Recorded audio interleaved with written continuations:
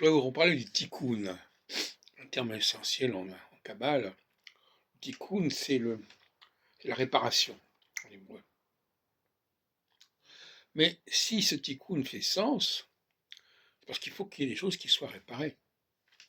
Donc, il faut que des choses se détraquent pour qu'il y ait l'occasion de les réparer. Et cette dialectique-là, elle échappe à certaines personnes. En réalité, le tikkun fait partie intégrante du système cyclique. Je vais vous parler aujourd'hui, ce soir, cette nuit du 27 au 28 avril 2026, je vais vous parler de l'involution et l'évolution.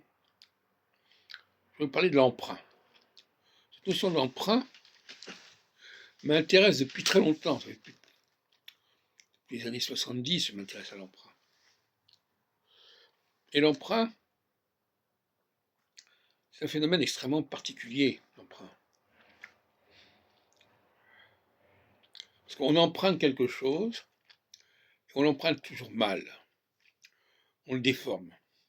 Donc l'emprunt est la cause principale de la dégradation des choses. Celui qui emprunte croit qu'il s'empare de quelque chose et qu'il va pouvoir en profiter, mais en réalité, il le déforme. Je vous parlais aussi de la greffe, terme qu'emploie à propos d'un arbre, Saint Paul, dans une épître, je crois.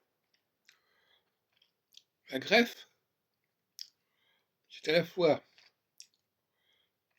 ce qui est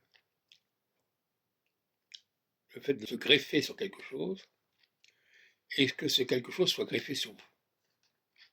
C'est à double tranchant, la greffe. Donc un emprunt est une greffe, dans les deux sens. On prend quelque chose, cette chose-là va transformer, va impacter celui qui emprunte. On n'emprunte jamais impunément. Donc, au niveau de l'astrologie septennale,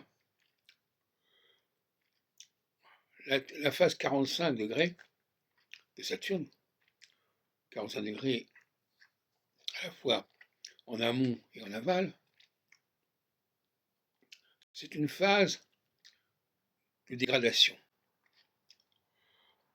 Et cette phase de dégradation se situe au mi-point entre la phase d'initiation et la phase de conclusion. La phase d'initiation et la phase de conclusion sont des phases qui sont positives. On sait comment les choses commencent, on sait comment les choses se terminent. Et entre les deux, il y a le chaos. Et il s'agit donc, pour ces deux phases, de réparer le chaos qui est entre les deux. La phase 45, c'est un peu le marécage entre eux. Donc,